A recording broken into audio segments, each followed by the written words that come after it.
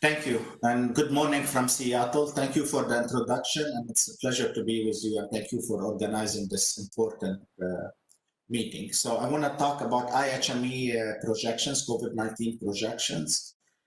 The history of our model started by our university hospitals asking us to help them with their surge capacity, how many beds they need, how many ICUs, how many ventilators. And that's how we started doing this for our own hospitals, other hospitals, our county, and then eventually every state and every country in the world right now.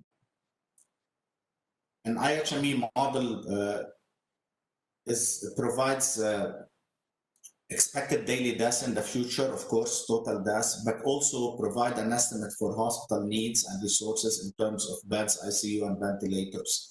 We use mobility data from Google, as the previous speaker mentioned, Google and Facebook, and premised here in the United States. We also incorporate in our model testing, and we project as well confirmed cases and estimated infections as we go into the future, part of our projections. And we are in the third version of our model. We have realized that with this virus, as more data comes in, we need to change our modeling, the strategy, in order to capture the new data and do a better projection. So briefly here, the first model was a curve fit, which did very well in the United States, projecting the peak, but didn't do very well when we started coming down in the United States. So we switched to an SEIR model and curve fit hybrid. And the reason at IHME we didn't start with a SEIR, susceptible, exposed, infected, infectious, and removed, because early on we didn't know for many parts of the world how many people are being infected and how many people are susceptible, because lack of testing early on. And now in the third version of our model, we're doing a random knot combination spline as a hybrid model with SEIR. In our model, we use a lot of variables in our projections. Mask use, we have data on mask use. We have several variables on mask use. When you go out, do you always use it or sometimes use it? We have mobility data, as I mentioned.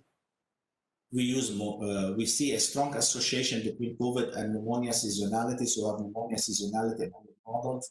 We have testing per capita. We have density of the population. We have particulate matter 2.5, smoking, altitude, and pneumonia death rate. And we have, right now, we're exploring adding other variables, including some surveys that we are getting right now. When you are outside your house, how close you come to other people, how much contacts you have, and humidity as well.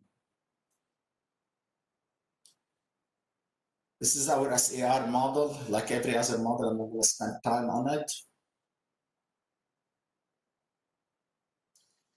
One of our variables that we used early on as a key driver of cases and deaths are the mandates. And we looked at 6 mandates that every country had imposed.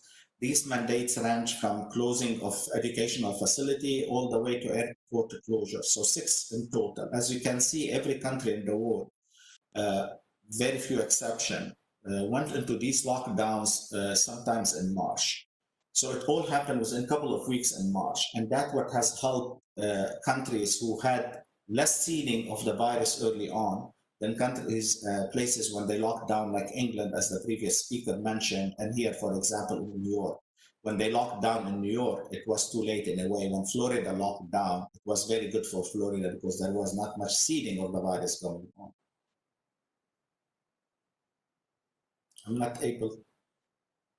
I'm not able to advance my slides correctly, so I'm sorry about that. This is percent of people wearing masks as of August 4, and you can see a huge variation. And what's important here to notice is very high in Saudi Arabia, United Arab Emirates, and Qatar and Oman. It's very high in the Southern Hemisphere, where the COVID-19 right now, due to seasonality, is having more of an impact. In South America, for example, less so in parts of the United States and in Canada, where we don't see high mask using. Next slide, please. This is percent reduction in mobility. We've seen reduction in mobility early on, especially with closure of school and education facilities in the United States and in many countries. Unfortunately, started April, we started seeing a rise of mobility, and right now in many places we're almost back to normal. And you could see here in the United States, the states that are most hit was COVID-19, which was on the news. Florida, Texas, Arizona, and California, you see mobility will decline automatically as there is an increase in cases. People start being afraid and they start putting up the defense mechanism, and by reducing their mobility, wearing their mask and staying away from each other when they go out. Next slide, please. This is testing per 100,000 population, and you see a huge variation in the world. Parts of Africa, not so much been going on in Pakistan, Afghanistan, as you can see. In South America, not that much as well. And a huge variation in the United States when it comes to testing, variation between the states. Next slide, please. And for each of our location, and for many countries, we can do it at the subnational level. This will be our effective R, which is changing with time for the United States, and this will be the percent infected in each state, where we estimate not only the reported infection, but what's the percentage of infection 4 months into the future until December 1st. Next slide, please. And we validate our estimates of infection compared to the studies that are being done on antibodies, with exception of a couple of studies in Spain. We're doing very well in estimating the percentage of infected cases in every location. Next slide, please. We also compare our models to everybody else model and how we perform 4 weeks into the future. We do very well 4 weeks. As we project into 4 months into the future, like every other model, our confidence interval is much wider, as the previous speaker mentioned. Next, and we release those publicly. Next slide, please. So here are some of our results for the United States. We're expecting by December 1st, we'll have 295,000 deaths. And we're providing 2 scenarios. The red one here will be if we keep relaxing our social distancing mandate, will be about 391,000 deaths, 295 if we enforce mandates when mortality reaches 8 deaths per million per day per state. And then the green one, if 95% of people wear masks in the United States, and we do it for every location in the world. And the idea here, 95% comes from what we see the highest, which is Singapore. They have 95%. And the 8 per million is the 90th percentile when countries and locations put a lockdown. 90% did it at 8 per million. So we're being a little bit conservative here. Some countries did it much earlier. But the results here show a huge difference. If people wear masks, we can delay a lockdown in the United States, and we can save 66,000 lives between now and December 1st if 95% of the US population wear a mask. Next slide, please. This is Saudi Arabia, for example. We are projecting 5,800 deaths in Saudi Arabia until December 1st. We don't see a need for a lockdown in Saudi Arabia, so they will not reach the 8 per million per day deaths, but 1,000 deaths less to be achieved if 95% of people in Saudi Arabia wear their mask. Right now in Saudi Arabia, mask wearing is around 75%. Next slide, please. For Saudi Arabia, we are showing here how much beds they need and how many ICU and ventilators. The red one on top, all beds available. So Saudi Arabia will not have a shortage of beds, will not even have a shortage of ICU or ventilators because they have a strong medical system. Next slide, please. This is the Iran. We're expecting in Iran, where Iran had a larger epidemic for several reasons. Iran in January had a sporting event where athletes from China came to, in January, and from Wuhan, they came to Iran. So that's how it started and spread through religious places in Iran to other places in the region. Iran, 71,000 deaths. We would expect they will go into a lockdown sometimes in October.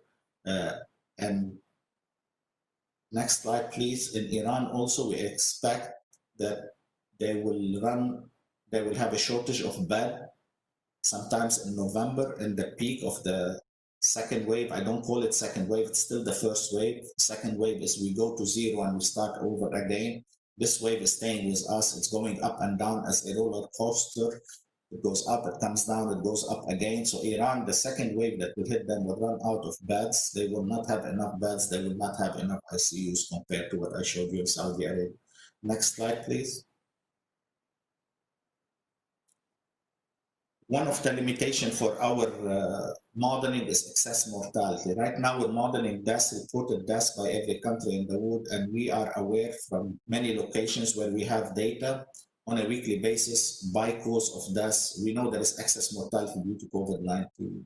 We also don't know what's the percentage of people who are infected because there are no random sample surveys of antibodies for in many countries right now that are done in a systematic, regular way that we allow us, all of us, to know what's happening in every country, how many people are infected, how many people have been infected and have antibodies right now. And then we have seen right now that in many places, our expectation for ICU, because there is an improvement in our ability to treat the patient, now we have less admission, less need for ICU, less need for ventilators than we started modeling early on. So we're changing as new data coming to us. And of course, whenever you see a peak of cases, what's making it hard for us in our modeling is people change their behavior and government impose mandates or dial back some of the relaxation what they have been put in place earlier on, like our state here where I live, state of Washington, started relaxing certain mandates. When we've seen a peak and several outbreaks, we dialed back some of our relaxation measures. Next slide, please. What we are needing right now, and we recommend that we need to know more about hospitalization, because when the testing is happening right now and you know how many people are positive, we don't know, are these people who sick and showed up or symptoms, or these are people from a random sample that's done on a regular basis to monitor COVID-19 in a population. So we're using hospitalization as a proxy. So we say how many people are hospitalized out of the tests that are positive.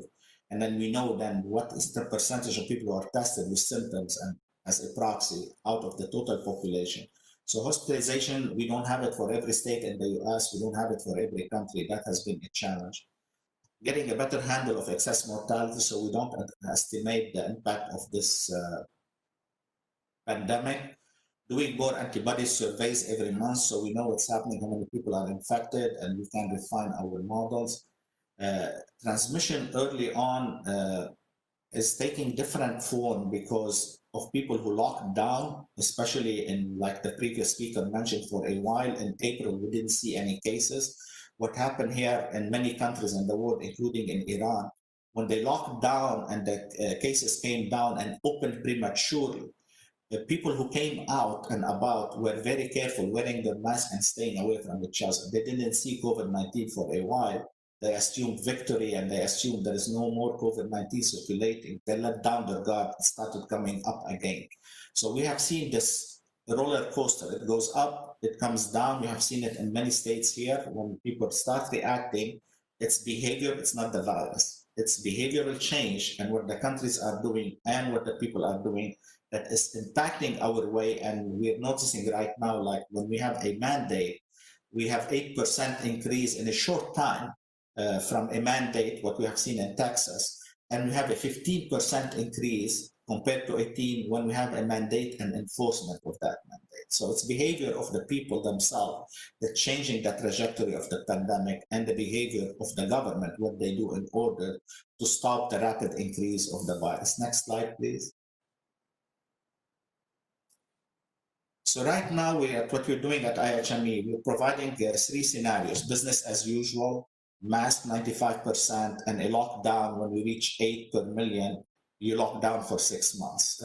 That's part of our model. It's available on our web for every country. So now people are coming to us and a lot of authorities are asking us, help us with balancing the economy and opening up for business, saving lives and saving our economy. So saving livelihood and both.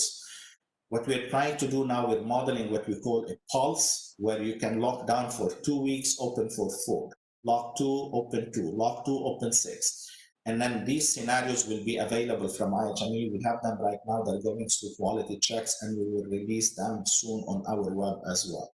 The other thing that we have been asked to model right now is what if we close certain businesses and what will happen? So closing the bars in the United States, for example, keeping schools closed, keeping restaurants closed, what will be the impact on the COVID-19? Will a universal mask mandate and closing of certain businesses allow us to keep our businesses open until we have a vaccine available or an effective drug?